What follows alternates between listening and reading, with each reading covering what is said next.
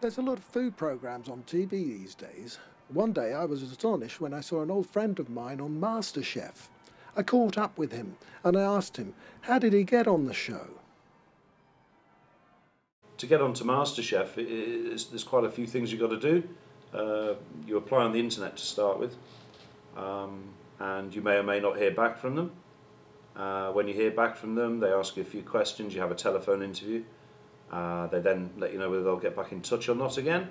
And if you're lucky enough, they get back in touch again and you have another telephone interview.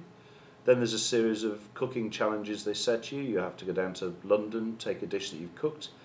Then you have to give them your perfect sort of 3-course meal. You end up doing a few cooking challenges, and one by one people get dropped out until you end up with, I think it was in my case, I think there were 70 of us left, and then we went down to the studios and actually cooked for the last 24 places. The experience of MasterChef, looking back, was probably terrifying, but at the time it was you're just concentrating on the food.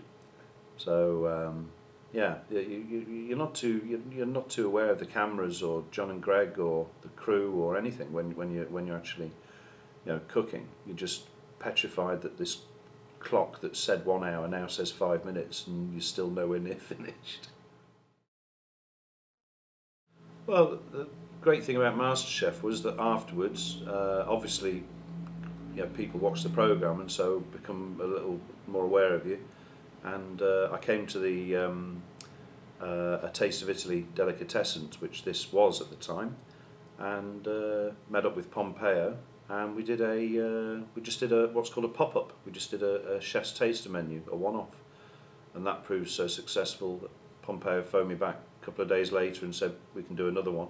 We ended up doing 26, one after the other, and each one sold out. And we both kind of thought, well, we're missing out here. We decided to put our toe in the water and open up a very small restaurant in Lincoln. The delicatessen, The Taste of Italy, had to go because we needed the space for the tables, and as a consequence of that, we're a year and a half on, and we've just purchased some properties up on Burton Road and Westgate, and at the moment it looks though a bomb's gone off in there, but we hope to open in the autumn of 2014 with our slightly larger and hopefully a little more perfect restaurant.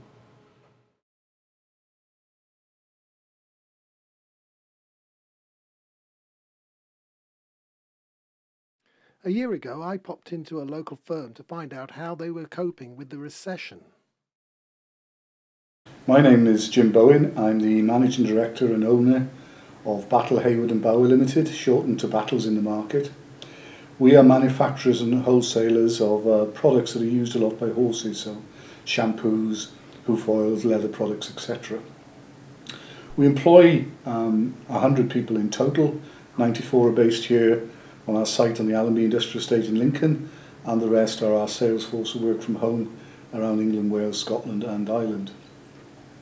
The Battles business is one of the oldest businesses in the country. It was formed in 1832, incorporated in 1933, and has been here on this site since the early 1970s. The current economic climate has impacted our business. Last year we saw our sales fall as a result of our customers buying less, because although horses are often associated with money, horse ownership is very wide now, and therefore general effects within the economy do impact our business. What have we done to protect our business? Wherever possible, we've removed costs from the business. Last year we removed £200,000 worth of costs from the business. That did involve 3 people retiring slightly earlier than they wanted to, only about 12 months or so. But we've managed to maintain all of the jobs, and our plan is to maintain all of our jobs by being the best at what we do. Efficient, productive, and giving fantastic customer service to our customers so they come back time and time again, and their business, their transactions, is what supports our ability to be able to employ people.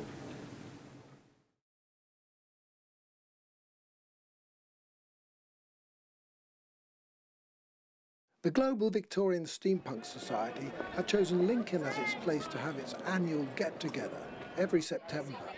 They put on drama, comedy and music and other events over the weekend. Hi there, I'm Sam Stone and this is David J. Howe. I'm David J. Howe from Telos Publishing and we publish all sorts of books, and this is Sam Stone. I'm author of the Vampire Gene series and Zombies at Tiffany's, which I'm launching here at Asylum this weekend. And we're having a fabulous time, although it is a little bit warm. Yes, it's very warm but very exciting. We're having a great time and we hope to see everyone along here later on. My name is Carol and I'm from Schaumburg, Illinois, United States. Indeed I have, and I'm so excited and thrilled to be here. Thank you very much indeed. Yes, thank you. Have a good day. Thank you. The Chief Viber, Colonel Timms, welcomes them to the event. No, welcome. The asylum would be nothing without you. It really wouldn't. The asylum exists for the community. But this is our real home because this was designed for the community to get together, to share ideas. The original idea was that steampunk is the equivalent to uranium-235. In small amounts, it's relatively harmless. If you can get a critical mass together in one place, it explodes. Steampunk is creativity uranium. When you guys come together, you make this explosion of creativity.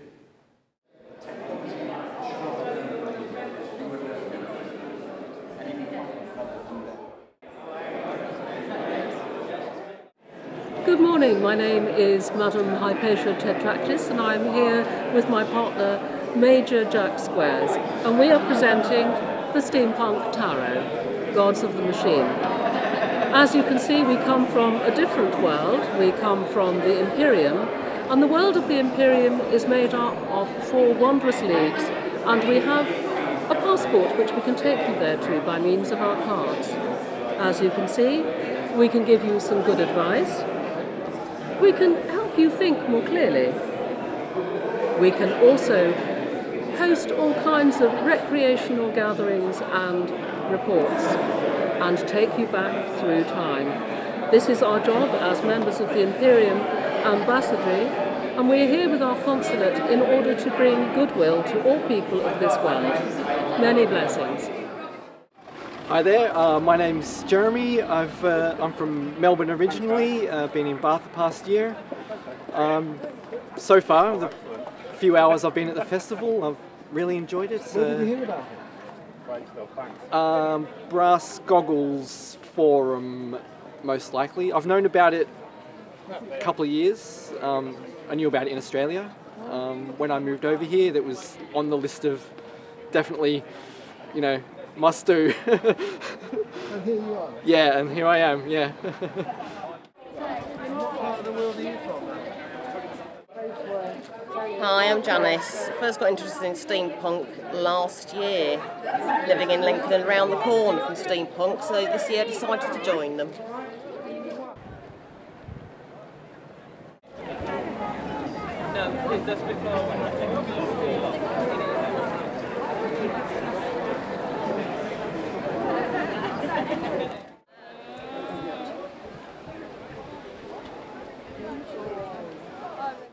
No, not get up there. I can't get up there. Can I look around? There we go.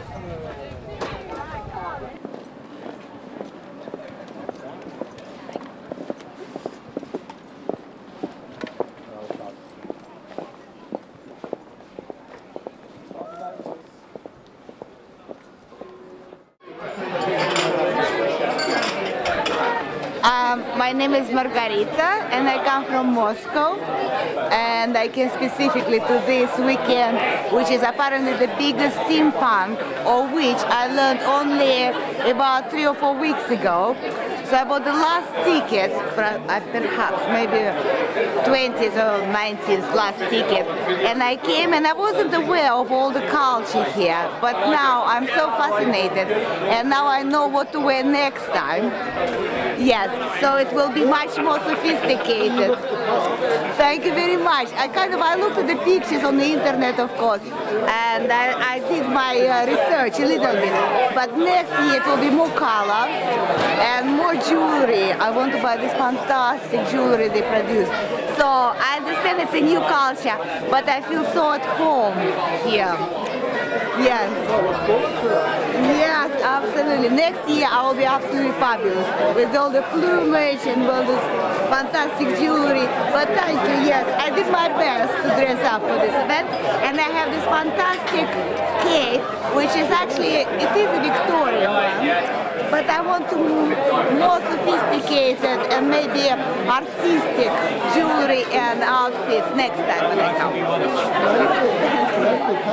Thank you. Well, actually, I was goth way back in the day when it was goth in the 80s, and I've just like continued from there really. So I've always been somebody that likes to get dressed up. Definitely, yeah. It's sort of everything, like the goth thing came from the punk thing. You know, it's just like, you know, amalgamated along, hasn't it, really? Oh, it has. I think about the steampunks, it's much more open to interpretation, and it spreads across the ages, doesn't it? I mean, you get people that's very young, you get people that's, you know, older. So very, you know, wide age range, very wide demographic really. So everybody, lots of people do, you know, from different backgrounds, different professions.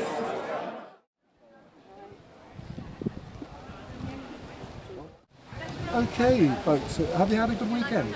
Yeah. Yes, brilliant. Very good, thank you. What are the highlights? Other people? Yes, yeah, meeting other people and the friendly atmosphere. Yeah. Definitely. The costumes. Yeah. People's inventiveness. Uh-huh. The pub.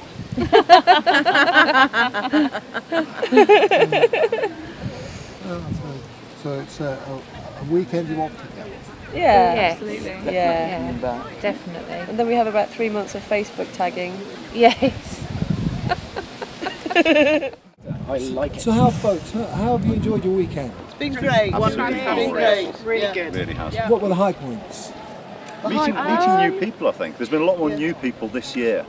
Apparently we had about 400 new people that had never been before. And the events have been more spread out, so we've gone further into Lincoln rather than staying around the lawns. Lincoln has included us more, I think, because of that. You had a good weekend? Oh, fantastic, yes. What's been the highlights of the weekend? I don't know, it's just... I like the daytimes, the wandering around. It's just the social thing of, sitting in a pub, drinking with other strange people. That's it, I think. And where are you from? The routine is... London. And Cambridgeshire. Oh, great. So you've had a good time here. Oh, we always do. That's why we come back every year. Yeah.